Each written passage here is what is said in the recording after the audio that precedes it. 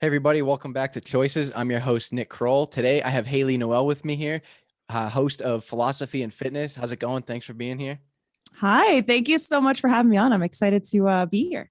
Me too. So when I first heard about you and your podcast and I heard Philosophy of Fitness, my first thought, I don't know if you've ever seen my website, arnfitnessgear.com, but I have a whole tab that is the Philosophy of Fitness.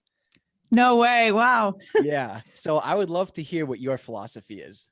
Yeah. So that's a great place to start because I feel like it's kind of like the main reason why I started my podcast is my understanding of the mind-body connection. And through my fitness journey and through my spiritual journey, which we can also get into a little bit later, I've kind of just realized how much of a connection there is with our mindset, not just strength physically, but also mental strength. Everything is so interconnected, and my experience and my journey has just proven that to me, tenfold. So when I started the podcast, I said, what's something that can kind of encompass everything that I'm passionate about? It's not just fitness. It's not just lifting, running, but also, the mindfulness component of things, meditation, even things that are a little bit more esoteric and out there. So I kind of felt like Philosophy of Fitness was a broad enough umbrella for me to kind of discuss what I want. Even now I'm sort of branching beyond that a little bit, but that's kind of the basic gist of my understanding is just, that mind body connection is everything. Yeah, I mean, I love that too. I'm similar. I believe in kind of three key principles: diet, exercise, sleep. I feel like everything else can kind of be fit into those categories.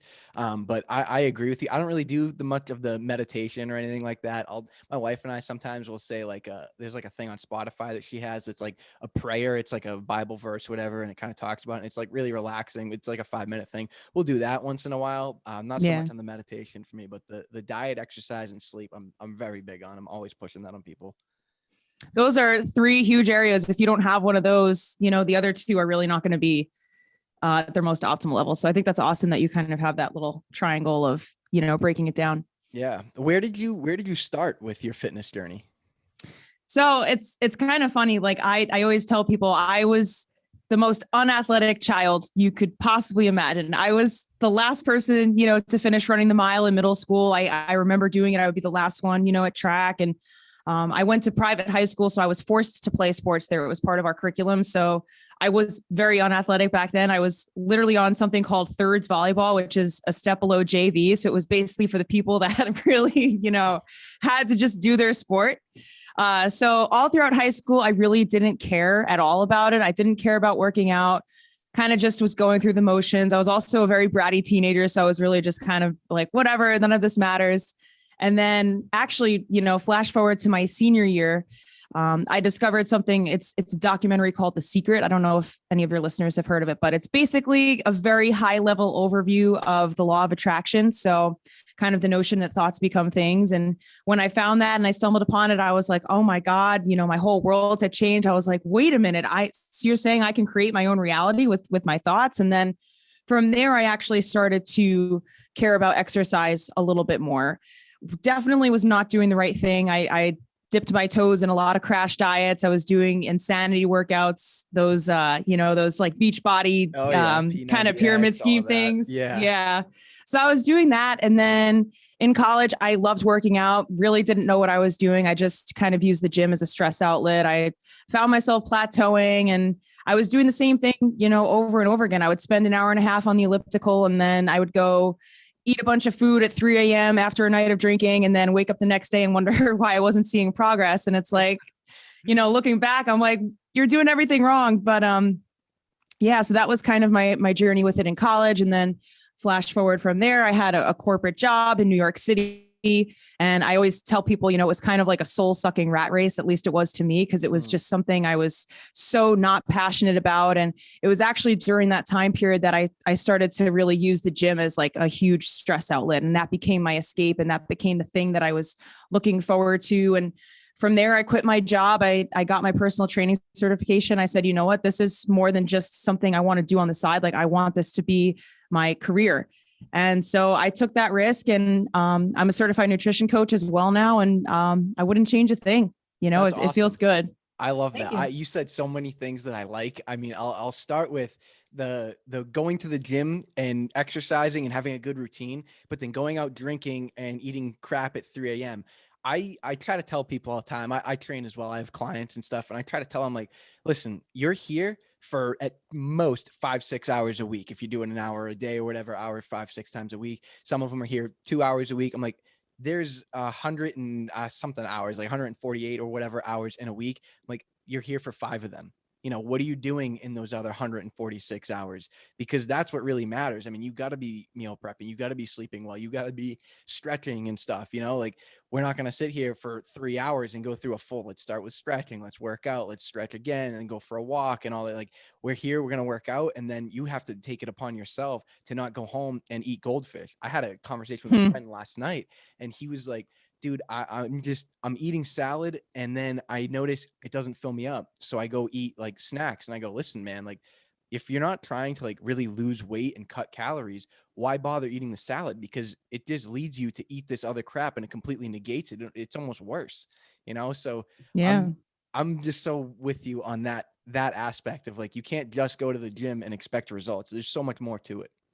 Yeah, I like your way of breaking it down to, the hours, because I think a lot of us don't even realize like, oh, that's a lot of other hours that I'm not in the gym, but all of that stuff matters. And like you said, even too, sleep, and nutrition are so important. And yeah, ditch the salad. If salad's not working for you, I even tell my clients this: if something's not working for you, then find something else, because if it's just going to lead you to, binging later on or compensating for it with a bunch of snacks because you're like ravenously hungry, then it's probably not the best route. Yeah, my thought, if you have a salad at 12 and then a Pop-Tart at 2, you went backwards, Yeah. like you were better off just having the one Pop-Tart at that point. Like, Yeah. it's just pointless. Something else you said that I loved was that your thoughts become your feelings. I have been a major proponent of that. I've seen it. Me and my best friend have talked about this so many times. And it's just the way you think starts to become the way you are and the way you act, and all this stuff comes into play. Can you kind of walk me through how that got you to where you are now? Oh yeah. So, I mean, it changed my life once I had that realization. Like it literally changed everything for me. And I kind of think back. So 2013 was when I first discovered that documentary, The Secret. So I was in high school. I think I was a senior in high school at the time. And I think back now that I had such a surface level understanding of it, where I really didn't even know what I was doing. And I remember even being around my house and saying, well, if I think a negative thought, I'm going to undo all my progress. Like I can't do that. I can't feel a negative emotion. That's going to throw me off all this progress that I made. I'm going to be back at square one. Like that. I really did think that at that time, which is not true for anyone listening. So, flash forward a few years, towards the end of 19, I had my spiritual awakening, and I found myself in a place of seeking something more, and just feeling a little lost, to be honest. And it kind of led me down this path of exploring myself and connecting, with my power and my potential, and also, the universe, God, source, however, people want to label it. And from there, that's when everything changed. I really started to understand through practices like meditation, affirmations, mindfulness, just how much power we have in our perspective, and also how much we limit ourselves. I think a lot of us stand in our own way more than we realize. And I was definitely somebody that was standing in my own way. So once I sort of kind of took self inventory of, my mindset and my internal dialogue, what I was saying about myself and telling myself about myself, it's like, what's the story you're telling yourself about yourself? And once I started to kind of take stock of that and realize like, oh my God, I'm putting myself down, like this needs to change. Everything kind of just followed suit. And I really do believe that what happens on the outside and the external is a reflection of the internal. So if your mind is, you could be following, probably one of the best training programs on the planet. You could be working with the best coaches, instructors, trainers. But if your internal system, if your internal vibration is off, if you're feeling stressed all the time, if you're not releasing, negative emotion, if you're storing it, if you're suppressing it, if you're beating yourself up, you're not going to see the same capacity of progress that you could see if you really just took the time to connect with yourself more, which is something that I preach a lot. I think it's really important for people to not feel the need to seek outside so much, but really just, come back to themselves. No, I totally agree. And I think it also kind of goes into quitting a little bit too. Like if you quit, you're never going to see that progress. And something that like I my day job, like I'm a marine mechanic. I was working on an engine one time, and there was a fuel pump that had to come off. and it was in the most awkward spot. There was hoses, pipes, there was everything around me. And I'm like working on this thing almost practically upside down. And I was like, this just can't happen. This isn't happening. And then I stopped and it was like somebody else at some point put this here and did this. Like they did this. I can do this too. And from that day, I swear to God, like I started thinking like that and everything else became easier. It was crazy. Like, Wow. it was just like, it hit me like another human put this here. What makes him any more or less capable than me? Why can't I do this? And I ended up doing it. And like ever since then, like that mindset has stuck with me. And it's helped me so much because even the little things, like when it comes to meal prepping, you see people all the time that do it, like, but the problem is I think people see these Instagram models with 1 million followers or whatever, seeing them do it. And they think, oh, it's not realistic. That's all they do. So when I post my meals every weekend or whenever the hell I cook them, I post my stuff and I get a ton of messages from people like sending me pictures of them doing it now too, because a real person is doing like most of people that I talk to, they know I have a job, I have a business, I have a wife, like I have other shit going on and I still make time for it. And it takes away that excuse of, oh, I can't do that now because now another person is doing it and you're seeing another person that do it. So you have to.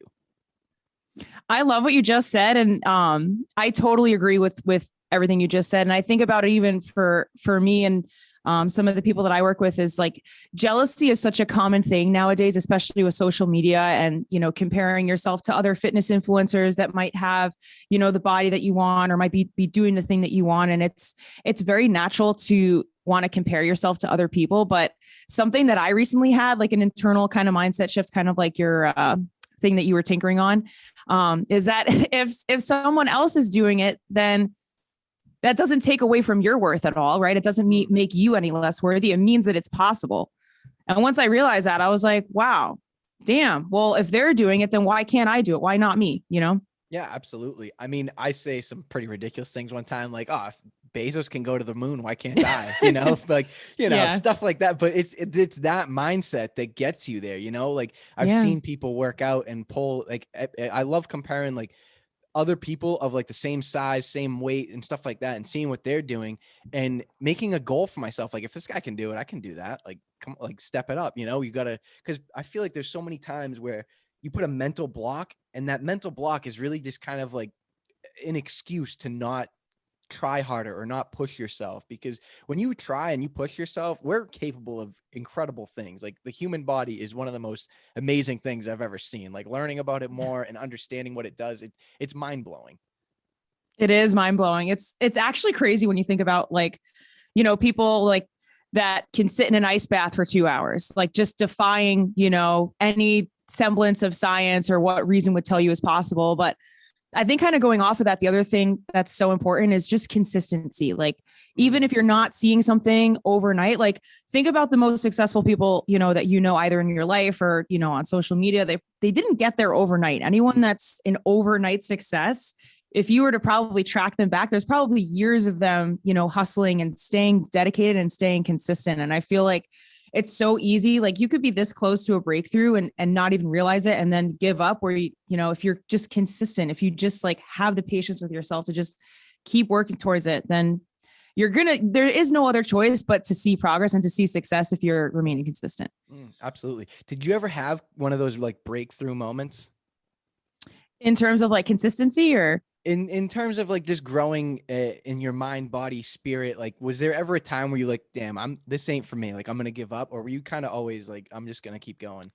So now that I think about it, it's kind of a little bit of a tangent, but I gave up drinking at the end of 2019. And this is probably like one of the moments for me where it was like a major epiphany. So I was standing in the middle of, a crowded concert. It was the night before New Year's Eve. I was in Brooklyn. I was with some of my best friends and I had a champagne glass in my hand and I looked down at it and I was like, this isn't fun anymore. Like, why am I doing this? I'm going to feel hungover tomorrow. I'm sick of this. And it was in that moment that I was like, you know what? I'm done. Like I'm done. I don't need it. It's not serving me at all. It's standing in the way. And honestly, I didn't think I was going to even make it past like 30 days. I just kind of saw it as like, oh, I'll try, a dry January and see where it takes me. And then from there, I was like, I feel so good. Like, this is crazy. And then I noticed I was able to run faster, lift heavier than I ever have before. And I was like, well, this needs to stay because this is really jiving. And so Yeah, I haven't looked back since then. So I would say that was probably like one of the biggest epiphany moments I've had. That just blew my mind. When I say the exact same thing, I mean almost to the date. For me, it was September of No 2019, way. maybe July or September of 2019.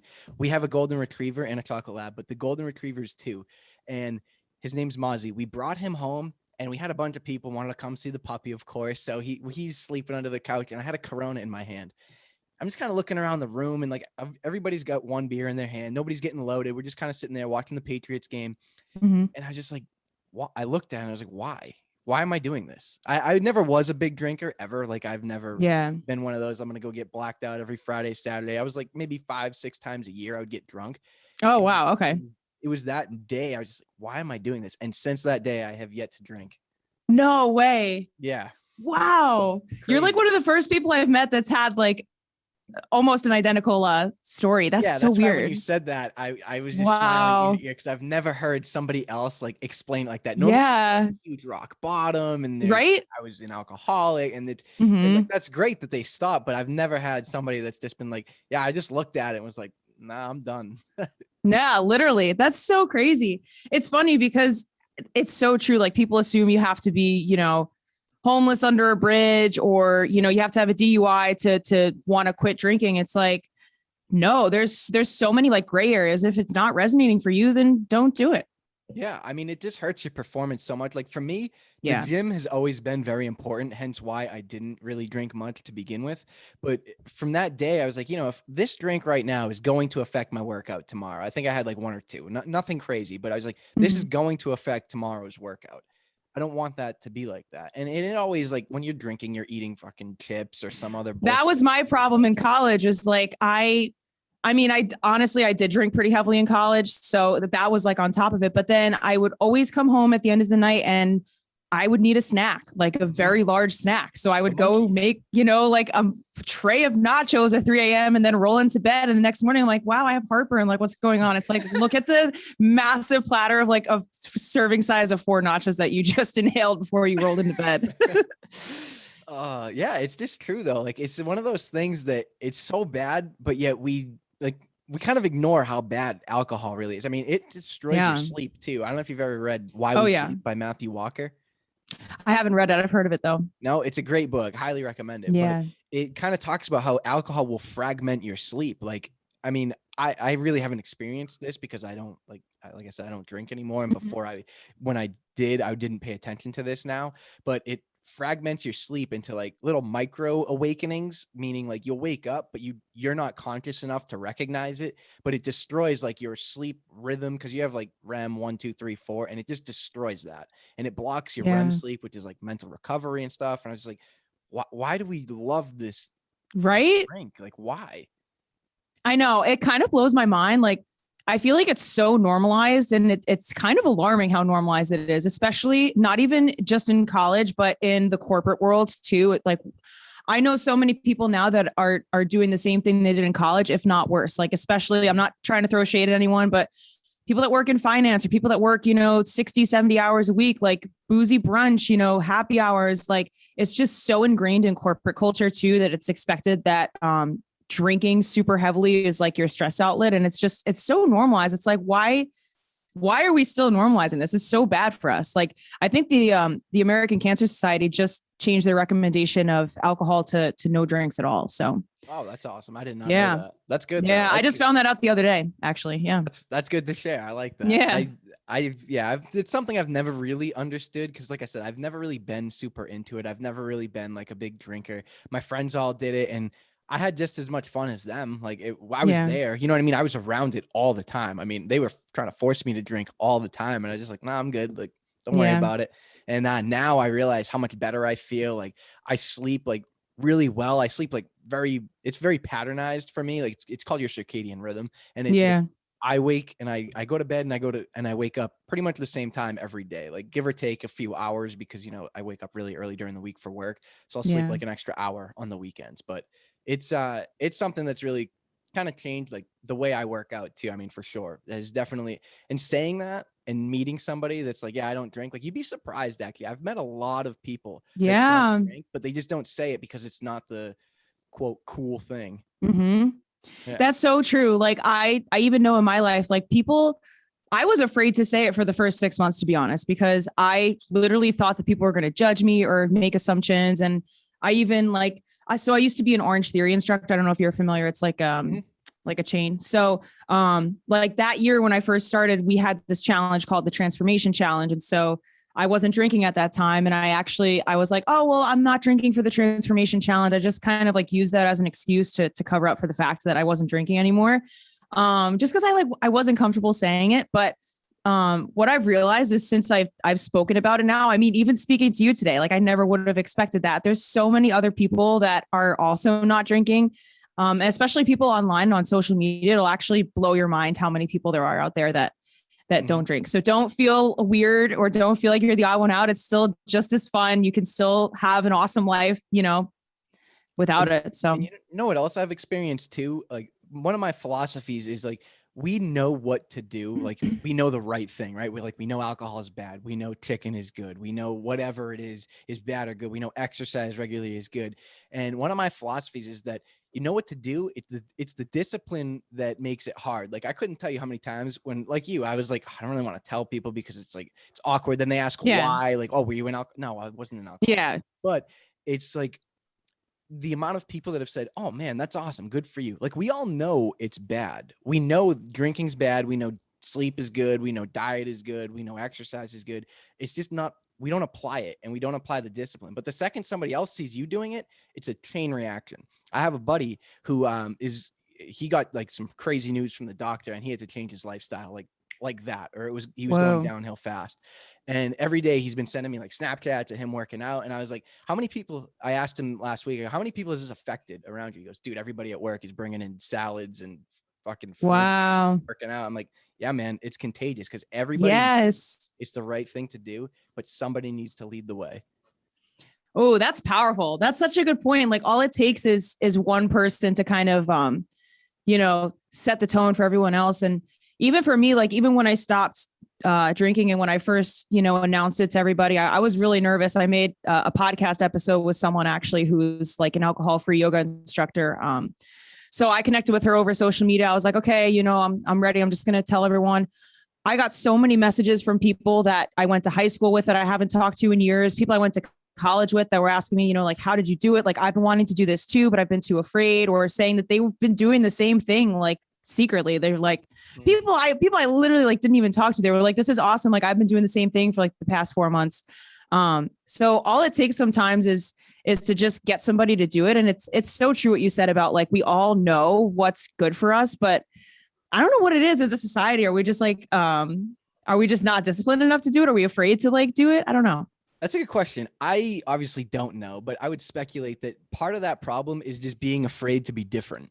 Because like you said earlier, it's been so normalized to just go to work, come home, drink a beer, watch Netflix, go to sleep, do it all over again. Like it's become so normalized that when you start doing something different, like here's a question for you. When you told your friends and family, I'm going to start a podcast, what'd they say?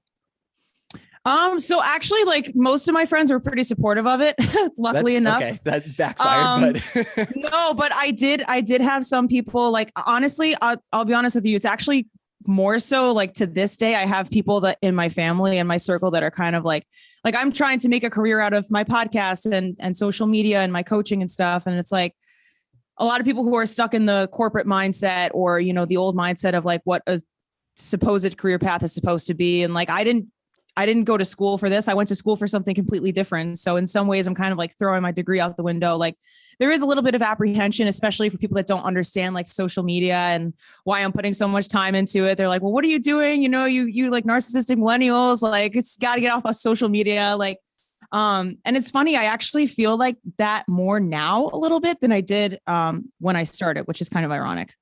I think I had the opposite reaction. For me, the first crazy thing that I ever did was like starting my clothing brand. And my goal was always to start with clothing, work up into training, work up into a gym, et cetera, et cetera. And when I was telling people I'm going to do that, I remember my father would ask me so many times, hey, how's your stupid t-shirts coming? And he'd like laugh. Really? And I was just like, yeah, thanks. Like, yeah, it's good. Thanks. And like, even to this day, you still kind of get that once in a while, but now that it's grown and people have seen it grow, and I started with 2 products. I have like over 20 now, and people Wow. have kind of seen that progress and they're like, oh, like that's actually kind of cool. And they ask questions. I couldn't tell you how many times somebody that laughed at it has come to me and asked like, hey, how do you start like this kind of a business? And I'm like, it's really easy actually, you know, and go on the Yeah. computer and just kind of show them a few things like, oh, all right. Yeah, that is pretty easy. Like I personally, I've said this a million times. I don't really believe anything is hard. I just believe that it's finding the right steps and doing it in the right sequence that will lead to your quote success. Yeah, that's a good point. And also like kind of going off of that, it's like when I said, comparing yourself to people, anything's possible if someone else is doing it. It's like, have a plan for yourself, at least have some sort of outline or, vision of what you want to do. Like when I started this podcast, I started with the intention that I really wanted to grow it into something big and to grow my YouTube channel along with it. And like my TikTok now, which is something that I'm growing. That's the main thing that I get, I guess, criticism from family members for is like me trying to grow my TikTok. I feel like boomers don't really understand it, but No, I'm like, listen, like it's valuable. Like it's driving more traffic to everything. But I forgot what I was saying. It'll come back to you at like the most random time. That happens to me all the time. Oh, consistency, like have a plan, have like an outline or a vision of what you want to do. Even if it seems impossible, like break it down into something that's more simple. And something that I think is really powerful too, is like, just take it day by day, like set an intention when you start the day of how is that intention going to contribute to the goal that you want. So like, let's say someone wants to run, I don't know, an ultra marathon or something. That's like a really, big goal to have. So what would your daily intention be? Every single day, you're going to do something that's going to align you with that. You're going to follow your training plan. You're going to watch your nutrition. You're going to monitor your sleep. You're going to do this. You're going to do that. Like when you break things down in that way, it kind of takes, I think, the fear out of some of the big, meaty goals that a lot of us have that we might honestly be like too afraid to even take the risk for, because we think in our head, well, this is impossible. It's like, why should I even bother trying? It's like, no, just take a breather and take a step back, like break it down and it can be done. Yeah, absolutely. And something that I say too, like with fitness is, if your goal is to be quote jacked and have a 6-pack or however the hell you want to look, like totally up to you, but you're not just going to jump into that overnight. Like, and you also, I don't believe in someone that doesn't work out at all, just going in 5 days a week and meal prepping 5-6 days a week. Like, I think that's just a great way to get burned out and you quit and 2 months later you're done. So I try to tell people like, hey man, first week, all I want you to do is go to the gym twice. That's it. Don't do anything else. Just go to the gym and exercise twice. And then next week, go 3 times and make sure you eat breakfast every day. Little steps like that add up to 2 years down the road. People are like, how the hell did you do this? You were some fat slob drinking Coronas. Like it's a slow process. It's definitely a lot slower, but I believe in it. And it's what I've done. I mean, I was never fat. I was really scrawny as a kid, but it's what I've done. It's what I've experienced with. And I believe in it for sure. I 1,000% agree with that. Like even for my clients that I work with nutrition, it's like, think about, obviously, if you were really just focused on the number on the scale, you could do a crash diet, you could do whatever, you could see a number drop for like a few days, but then you're going to fall off the bandwagon as soon as you return to your normal lifestyle. So it's like, what can you do that's going to create something that's sustainable, that's long-term? Yes, it might be slower, but wouldn't you rather have something that's slower and more consistent and more sustainable and reliable for you so that you can go off into your actual life and like enjoy your life and live your life with balance rather than some quick fix, that's going to set you back. And I feel like you brought up such a good point with just not overwhelming yourself right out of the get-go. Like take it step by step. You're not going to go from a couch potato to, 75 hard David Goggins, whatever, like overnight. I love David Goggins. He's crazy. His mindset, his mentality. I want to actually ask you a couple questions about starting the podcast. Cause for me, that was one of the hardest things I've done. Like the technical side of it was so, oh my God. Yeah. So difficult. Like, so what did you do? Did you use like one of those, I currently use Podbean. Do you use something similar? Yeah. So I use Anchor as like my distributing platform. Okay, yeah. Let me tell you, there was a big learning curve with all of this stuff because I didn't know anything. Like I kind of sat down and I was like, you know what? I want to start a podcast.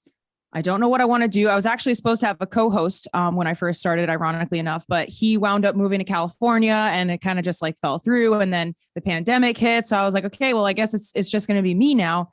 And so I'm like, all right, what do I need to do? So I actually had this microphone because I do singing too, or like I used to do singing. I was actually on American Idol a few years ago. No way. That's pretty cool. Yeah. We're going to get back into that later. Yeah. So I had this laying around. So I was like, okay. And then I was like, all right, well, I want to have a video component. So I'm going to have to think that through. I had a decent camera. I recently upgraded and I was like, all right, I want to have a set. So I got this backdrop. It's not real brick. It is wallpaper from Target. And I have fooled me. Everyone's fooled. So I'm like, it's doing its job. And then I have this little remote, which like changes the lights. So you could get funky with the lights. And I said, all right, I'm going to just do it. I didn't really have like a structure for like interviews versus, solo episodes. I kind of just took it episode by episode. And I started off with reaching out to people that I knew personally, through college or high school, or even just like my circle of people around me. And then once it gained a little more traction, I got a little more comfortable asking people on that were like outside of my circle and sliding into people's DMs, which honestly works pretty well. You'd be surprised. I highly encourage that as well. Yeah. Like shoot your shot. Yeah. And now here we are. So there was a big learning curve and I still do everything for this myself. So it's definitely time consuming too, but it's totally worth it. Yeah, I agree. If I was to tell somebody that's trying to start a podcast, I would say use like Podbean, use Anchor, something like that. Cause I made a website cause that's what I knew. Like I had a website for my clothing and stuff already. So I was like, oh, you need like an RSS feed. So I'll just make my own. Yeah. And, oh my God, was that, I couldn't. Did you have to make like code for that or? No, I used Squarespace. Well, a little bit. There was a little bit of like copy and paste, like through YouTube and stuff. They were like, go here, grab this code, come back, put it in here. Wow. So, but it wasn't anything crazy. It was like 2 or 3 different lines that I had to do that for. Squarespace kind of sets everything up, but I couldn't. Squarespace is great. Yeah. Do you use Squarespace? I do. Yeah. Yeah. I use Shopify, but there's so many like website builders out there that can help anybody that's trying to start a business, trying to start anything. But yeah, it was just so difficult. And then I transferred everything over to Podbean and I can't see any of the numbers from like the first 15 episodes I did because because I did it so late. So I would just encourage anybody trying to start, like use one of those things right away. Don't think you're going to outsmart these people and save yourself $5 a month because it's not worth it. Yeah.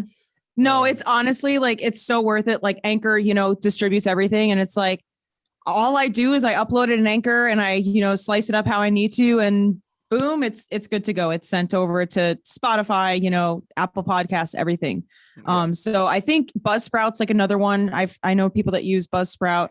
Anything that will distribute it for you, I think if you're trying to start a podcast is huge. And also decide like if you want it to just be audio or if you want it to be a video component too, because then if you want a video component, you want to maybe think about doing like a YouTube channel or posting it on Instagram, there's stuff to think through with that. But honestly, I don't think you need fancy equipment to start. I know some people that think you need like a mixing board and, whatever. Just make sure you have a quiet space, a decent quality mic. Honestly, iPhone microphones nowadays are pretty decent if you need to just like make a voice memo.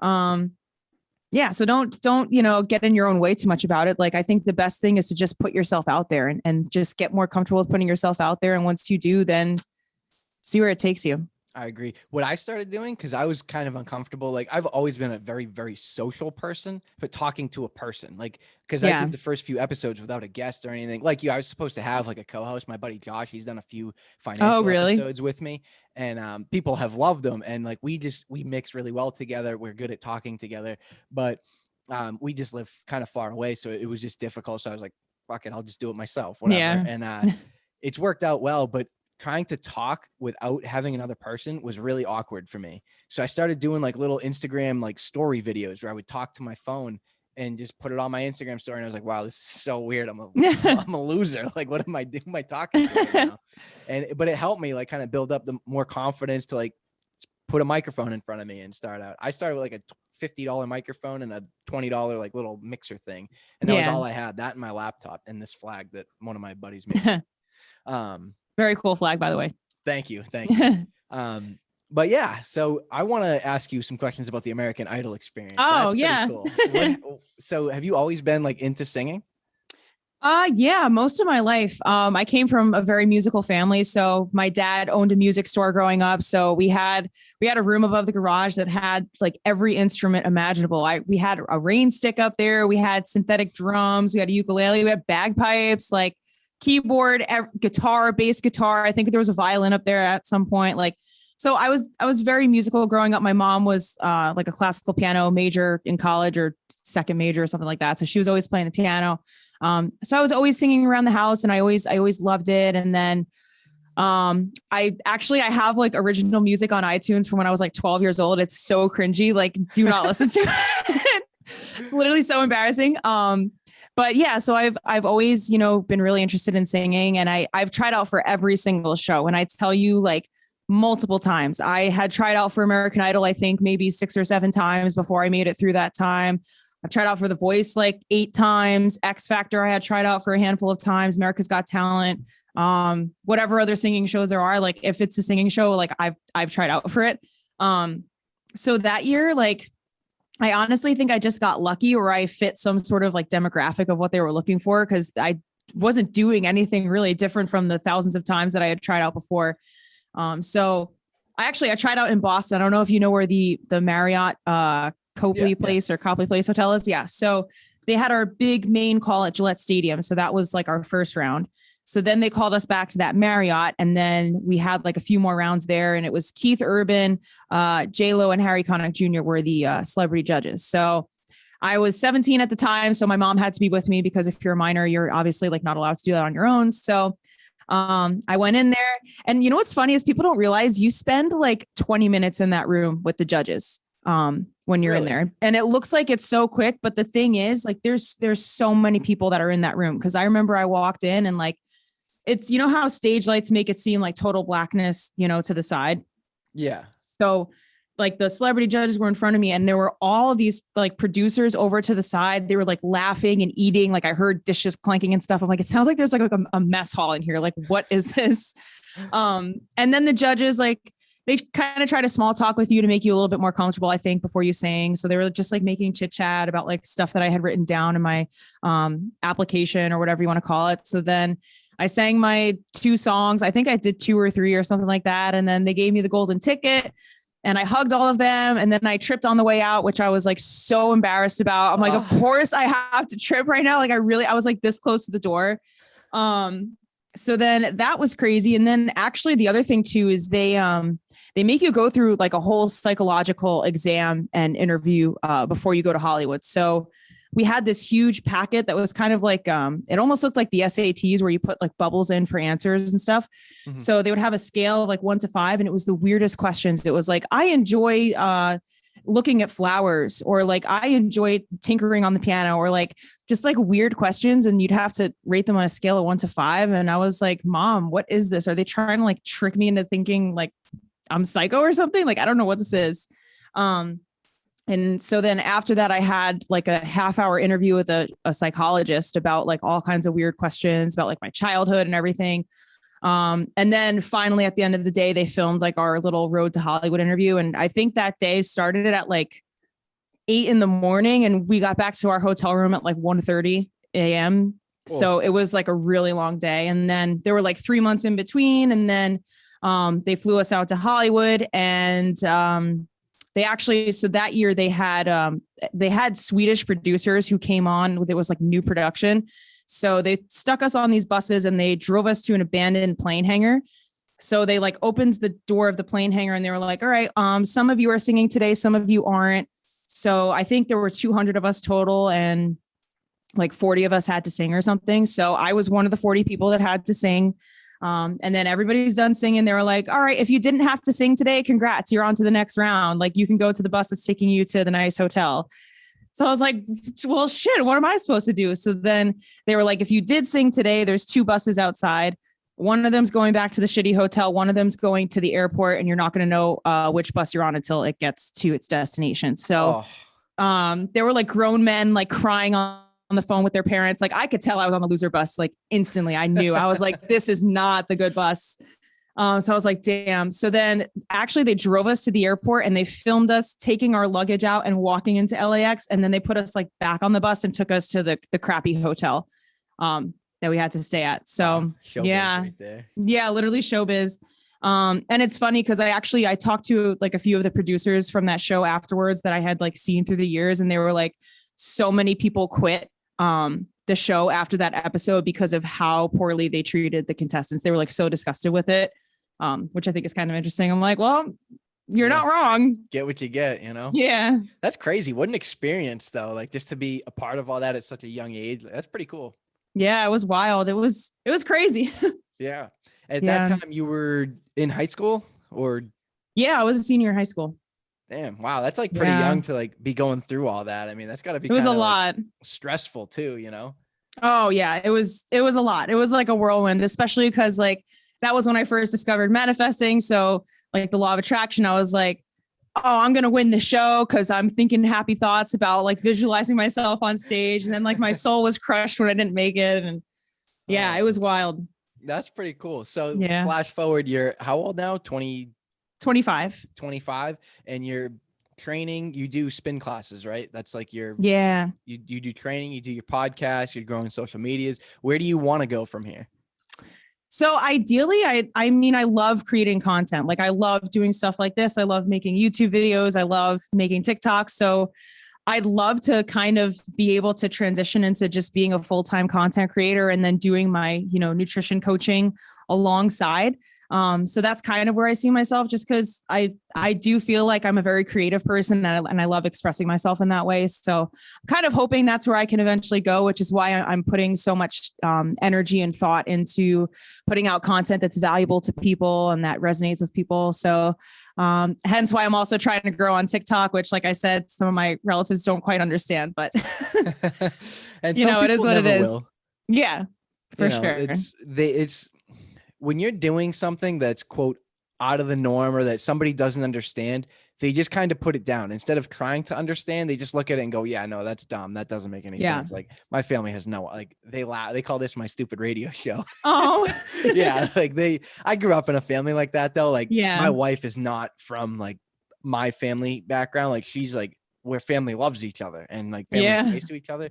First time she came to a Christmas village, she was like, what's wrong with everybody? Like, why does everybody hate each other? I'm like, no, that's how we are. Like, I don't know. Yeah. Like, it's not like, oh, hey, uncle, how are you? It's like, hey, what's up, you fucking loser? Yeah. Like, you look fat, Like, it's pretty brutal. So I'm kind of used to it though. So it's funny. But at the end of the day, I think everybody supports you, no matter if they just want to see you succeed. They just think that their version is more successful than yours. And for sure, especially like, go ahead. Sorry. No, go ahead. I was going nowhere. Yeah, no, I was just going to say like, especially people that are really set in like, a corporate job is the way to success, or like, you go to college, you get your degree, you do your 9 to 5, like you have this, like white picket fence, whatever, like, and that's not for everyone. Like that's, obviously the corporate path wasn't for me. And so I really don't think I would have been successful or even happy if I stayed on that path. So even if it doesn't make sense, to people around you or to people that you even look up to, like, it doesn't matter. Don't let anyone's outside opinion cloud you. If you feel something in your heart, if you feel a calling to do something, then you're probably meant to do it. So listen to it.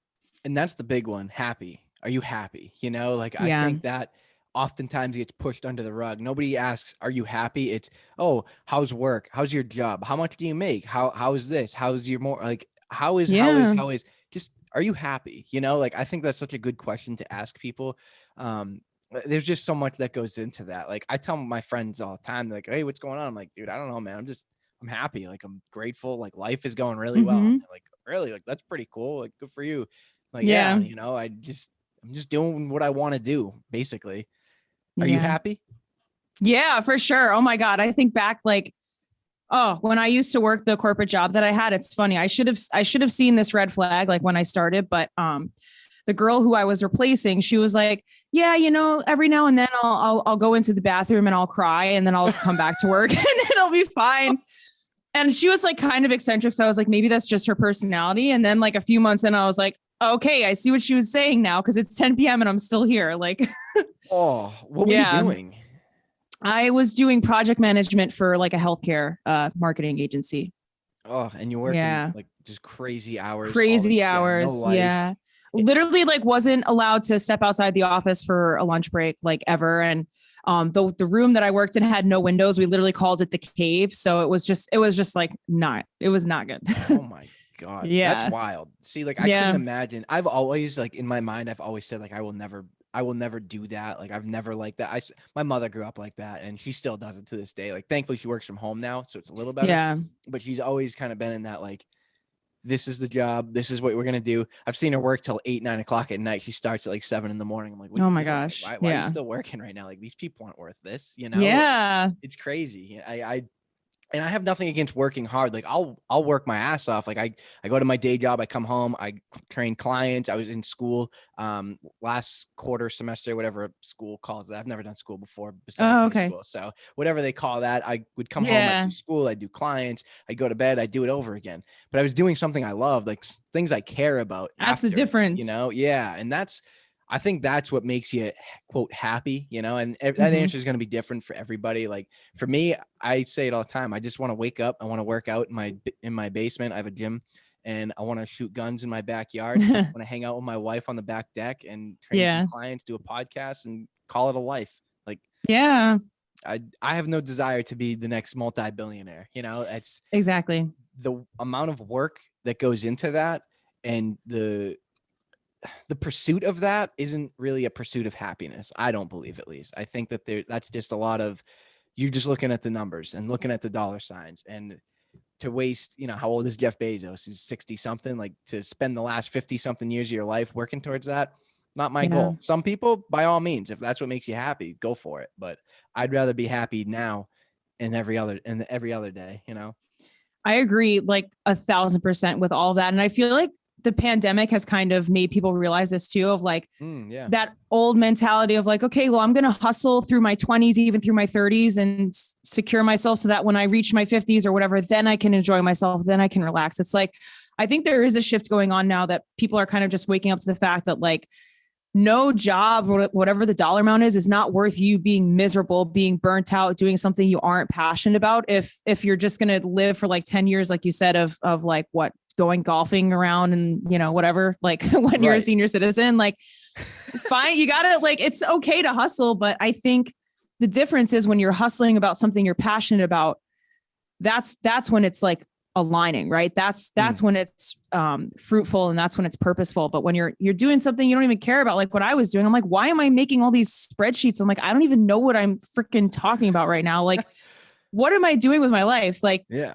You just gotta kind of figure out what lights you up. And even if you have like a full-time job where you don't have the space to fully, quit something, go into it, just like start picking up a hobby and start, treating it with respect, with time, like set aside time, like you said, like your podcast, like if something matters to you enough and if you're passionate about it, like you'll make the time for it and you'll figure it out. Yeah. And I like what you said about hobbies too, because not everybody wants to start their own business. Like I've talked to thousands of people where I'm like, dude, you're so good at this. Why don't you start your own business? And like, it's just a hobby. Like just find a hobby, find something that matters more than the job itself. Like my wife and I have been together since I was like 18. So I've never really experienced like real world life without a significant other. So I don't know what that like quote downtime would really look like, but I imagine that having a hobby would be really important, because people that are glued to work all the time, like that was my mother. I mean, just always glued to work. And she even had like the family and stuff to go with it. But that was the way they looked at that was, this is how I pay and support my family.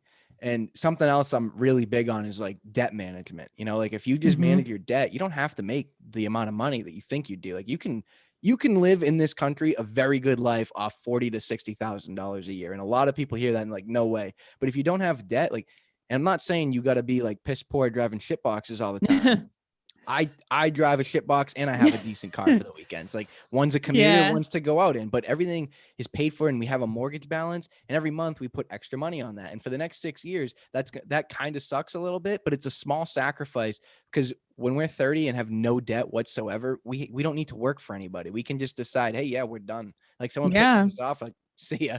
There's been times in my current job where I'm like, listen, I don't need this. Okay. I want to make that very, very clear. I don't need to be here, but I'm here. So let's relax a little bit, because it's just one of those things where having that mental freedom is so important. And I think that it's something I would never change. And I highly encourage everybody to like, just look into it and consider it. And there's all the people that are like, I'll leverage the debt this way, leverage the debt this way. Me and Josh did a whole like series on this. I think we did like 3 episodes on finances and shit like that. But it's just one of those things where it's not about the money, it's about the freedom, Yeah. And having debt rips that freedom away from you.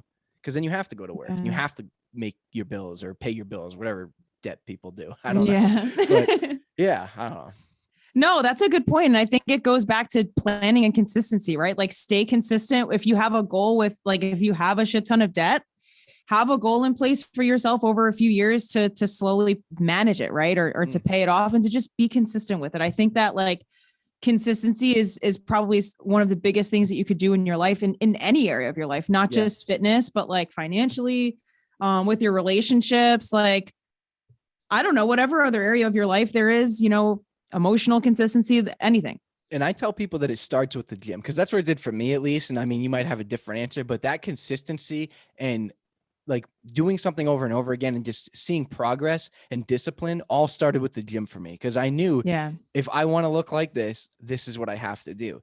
So, and it wasn't an overnight process. It was years in the making, and it still is years in the making, but it taught me discipline, and it taught me like, hey, no, you're not going to have that beer. You're not going to have that bag of chips. You're going to eat a fucking piece of chicken and some potatoes, and you're going to go to the gym tonight or tomorrow or whatever it may be. And that kind of spilled over into everything else. Like when it comes to, I couldn't tell you the amount of stuff that I want to buy, but I don't, because I'm like, well, let's save for it and I'll pay for that. And let's save for this and I'll pay for that. Like, realistically, like if we wanted a line of credit, like we could have these things. Like my wife wants the Bronco. I want a Corvette. Like these things would be quote easy to obtain, but having the discipline to wait is going to make it that much better in the end.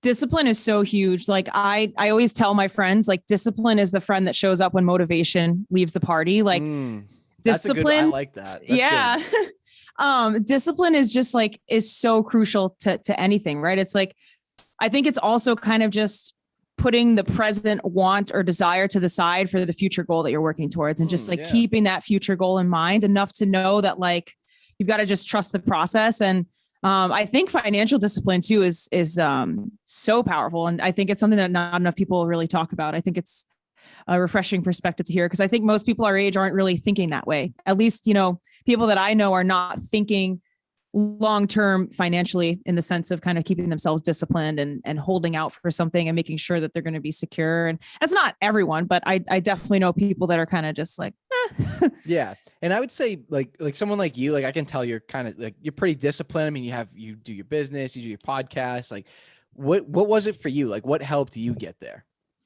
Honestly, like now that I'm thinking about it, I think the gym was probably the biggest thing for me too. I mean, like I said, the mind body connection, it was a period of time for me where they were both so interconnected. So it's kind of hard to blur the lines, but I think seeing the progress in the gym and seeing my consistency, providing tangible results that I could like see with my body, with numbers of how quickly I was doing a 2,000 meter row or how fast I could run, 5 miles or whatever the case may be. Like seeing that tangible proof was the motivation that I needed to stay disciplined. So I kind of think, they're very interconnected. It's like when one steps out of the equation, the other one comes in, and they really kind of work synergistically, I guess you could say. Yeah, no, that makes sense. What would you tell somebody that doesn't have any discipline? Like where would you start? That's a good question. You could start. Yeah. Okay. So let's say you don't have any discipline, right? You're like feeling a little lost. I think the best place, basically. So like a normal person, start like think about a goal that you have. Like it doesn't even matter what it is. This is what I would do if I were in this position. Like have a goal. Say in 6 months, I want to run a 10K, or in 6 months, I want to do this, that, whatever your goal is. In 6 months, I want to start a business. Like it could be any goal. And this is actually something I suggest to my clients that I work with too. So think about that goal. That's your big picture thing. Now, what you want to do is break it down into daily intentions, kind of like what I was talking about earlier. So write a list of things that you can do on a daily basis that are going to get you to that goal. Because what happens sometimes is when we set a goal that's so far out and we don't have these small steps outlined, it just becomes muddy and it becomes a free for all. And we're like, oh, well, I'm not even going to get there anyway. So why bother? So the big picture is helpful, obviously, in the grand scheme of things, because you want to think about where you're going. But the small steps are also really where the change happens, right? It's the small things over time that compound. So write a list of daily intentions. So like if let's say you want to start a podcast, what are you going to do every single day, that's going to get you to where you want to go? Say maybe like today, I'm going to research podcast distributing platforms. And I'm going to pick one that I think fits what I want to do. Then the next day you can say, I'm going to pick the topic of my podcast. Then the next day you could say, I'm going to pick out, the logo, the branding. Then the next day I'm going to pick out, the episode format that I want. Like, do I want to co-host? Do I want to do it by myself? Do I want to interview people? Do I want to do short segments? Do I want to do long shows? Like, every single day you should be doing something and setting an intention, like first thing when you wake up, that's honoring your goal and that's getting you closer to that goal. So that's where the discipline is going to come in, because once you have those small steps kind of laid out, that over time is going to turn into a habit. And then the discipline becomes a habit. And then the next thing you know, boom, you're at your goal. Habits. I say that too. I'm like, you need to make it a habit. And I think a great way to get rid of old habits is by replacing them with new habits. My father's a smoker. So I'm like, he always tells me, oh, I want to quit. Never does. And I'm like, every time you want a cigarette, like go eat a mint or something, like replace the habit of smoking when you're stressed with eating a mint or whatever. Like, I'm not a smoker. I've never been a smoker. I don't know if it's that simple. Some people say it is. Some people say it's impossible. I don't know. I just think you have to want it bad enough and you have to care enough to instill discipline in your life. But I love your point about like, look at the end goal and then try to look at all the little goals that go into that end goal, because those little goals are what's going to get you there. Because when you stand up and you look at our biggest goal right now is paying off our house and owning our house before I turn 30. And every month I have the number on the wall, actually, like the number that I need, the minimum payment that we need to make that a goal. And every month, like, does it suck a little bit that like we still owe like over $200,000? Like, yes, that crushes me to hear. But then when we take that away and we look at like how many months we've already saved and how much in interest we've already saved, it's like, oh, okay, we are making progress. Like, in every month, that extra payment makes a small big step, right? Like, I don't know if that makes any sense, but it's a small step it does. in a right direction. And then when you look at the year, we've been here almost a year, and you look at how much we've put in over the course of this last year versus if we would have just done the regular minimum, it's it's crazy how much progress you can really make. But there's a lot of times I'm like, fuck, man, if I didn't do this, like, I could have like, something I wanted for a while was a lat tower for my gym downstairs. I don't have like a nice like lat pull down low row machine. And I saved up, and finally I recently bought one. And I was like, that feels good to finally have that. Like, could have had that probably a year ago if we weren't doing like what we're doing and everything. Yeah. But it's just one of those things where those sacrifices are going to pay off so much, and it's going to be so worth it later on in life. And that sort of looking at the bigger picture and taking the smaller steps has helped me and my wife both instill more discipline in like the things we do, like money wise, fitness wise, all that. Yeah. And I think something going off that too is like, think about how far you've come already progress wise, like you said, over the course of a year. And it's like, that's something I like to remind people of is there could have been a time, and there probably was a time maybe, that what you're doing seemed like it was impossible. Like whether it's something at the gym or something with your nutrition, like where you said, I could never have done that, but yet here you are, you've made it to this point. So let that past progress be something that serves as a catalyst towards you continuing to make that progress. Because if you've done it already, you're already on the trend to keep doing it. Yeah, absolutely. I've had so many like kind of breakthrough moments in the gym. Like a small example, like there was one day I was working out with one of my friends, and I forget what exercise we were doing, but we had to grab an 80-pound dumbbell. And I just kind of grabbed it and like went to go do my thing. And I was like, holy shit. Like I remember like grabbing that with two hands, like waddling over. And like now it was not, I mean, I guess it's not easy, but it was easy. Like, you know what I mean? Like, I was like, wow, like I would have never thought that, like when I started this, or never thought like, oh, I just grab that and walk away with it. Like it was always one of those things. And that day, I'll never forget that day. Cause I was one of those times where like in the gym, I was like, wow, like that, because everybody talks about when you hit your first 135 or 225 or 3, like whatever the number is there, like everybody talks about that, but nobody talks about those little wins like that you don't even think about. And I thought that was pretty cool. That was just one of those times where I was like, I'm doing something right. Something over the last 3 years has worked.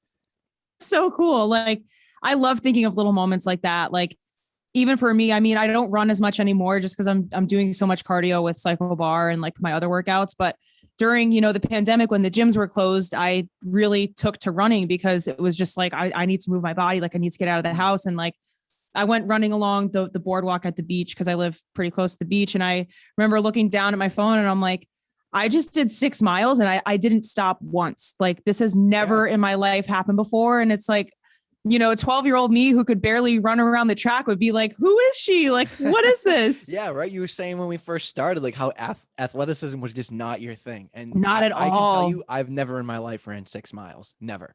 Yeah. The furthest I've ever gone is a 5K 3 times, and that's it. I am not going further than that. Yeah. It's been a while since I've done distance running because I also was like, I was not wearing the right shoes and I wasn't stretching properly. So like I had done something to my hip, like, I don't know at what point, maybe like towards the beginning of the summer, like during, you know, the start of the pandemic. So then I stopped running and I don't really do as much long distance running as I used to, but it's something I'd like to get back into. It's kind of shitty. I'm not going to lie. Like it takes a lot of mental toughness. And I have so much respect for people that do like ultra marathons or even marathons. Like, yeah, oh my God. That's a really good point you just made, the mental toughness. Cause I think a lot of it and a lot of different things are about the mental toughness and not as much about like, are you really like, how do I explain this? I think about this all the time. It's in like I don't know how to explain it in like normal terms. It's just kind of, if you can tell yourself like, I'm going to do this and you just don't like, you don't think about it, like planking. I'll use planking as my example. Yeah. My buddy texted me the other day and was like, hey, there's like a leaderboard at my gym and like somebody got like 6 minutes on a plank. Like, can you beat that? And I was like, yeah, like planking is one of the easiest things because it's mental. Like It's so mental. Before you stop every time, like before your body is like hurting, you're like, I mean, you're hurting, but you could keep going, but you are the one that goes down. Like your body doesn't just go kaput. You know what I mean? Yeah. Like you decide I'm going to stop right now because it hurts. And if you just like put that on the back burner and don't think about that and just think about, okay, my back's straight, my toes are down, my elbows are here, go on your phone, go scroll through whatever the hell you want to scroll through. Like, and then you look at your time and you're like, oh, that was pretty, I mean, I'm not going to say it was easy, but you're like, oh, all right, I'm done. Like does that make sense? Like the mental toughness part of that? Planking is such a good example of that. Like the mental toughness for sure, because it is one of those things where it's like, you can psych yourself out so easily. And it's almost like, I think it's Henry Ford that has a quote. It's like, whether you think you can or you think you can't, you're right. And yes, that's, and it is Henry Ford. Yes. That's like one of my favorite quotes. So, I mean, I remember even like saying to myself, you know, when I would go on my long runs, like I am doing this, I'm going to get to 8 miles. Like I'm going to finish this. There's no doubt in my mind. I'm going to breathe. I've got this. I'm doing it. I'm going to just keep doing it. And I did it. Like, and I never in a gazillion years would ever think that I was someone that would like run 8 miles, like at all. And it works. It's like, be your own biggest cheerleader, like hype yourself up. If you're not hyping yourself up, then, you know, nobody else is going to do that for you. Like you are in charge of how far you're willing to push the limit. Absolutely. All starts up here. And then that plays into the next thing you want to do because you told yourself, hey, I can do this. And then you did it. So now you've accomplished something else. And now you feel good. Accomplishments lead to feeling better and being happier. And then you go try something else. And then you're like, oh, I did this too. And it just kind of snowballs into, yeah, I can do anything, like quote anything. You know what I mean? But like, yeah, I know it's what you mean. one of those, yeah, it snowballs and snowballs until finally you're like, huh. What's like a really challenging thing? Like, let me try that now. Something you would have never thought of. It's just those little wins over the course of your life add up. And before you know it, you look back and you're like, I'm doing all right. Yeah. And it trickles into every area of your life, like not just the gym, like you said, with finances too. I think it's so cool that you kind of made that connection, like between the discipline with the gym and finance. And when you have those small little wins, when you have those small victories and you have confidence in yourself, that's how you build up more confidence to take more risks and then put yourself out there more. And then it's just like this really awesome upward trend of just continuing to prove yourself wrong. Maybe if you at one point doubted yourself, you know? Yeah, absolutely. Another question for you. I like to typically lead towards the end of the podcast with this question. Knowing what you know now, what would you have told yourself when you were 17, 18? Wow, that's a deep question. Well, I would have told myself that, listen, everything's going to work out. You know, it's going to be okay. It's not going to go the way that you thought it was going to. You had this whole vision in your head of where life was going to take you, and it's going to be a complete 180, which it has been. And to trust your process. And I guess my biggest advice, like to my past self, would be to just like recognize how much power you have. Like you have so much power within you to do whatever it is that you put your mind to.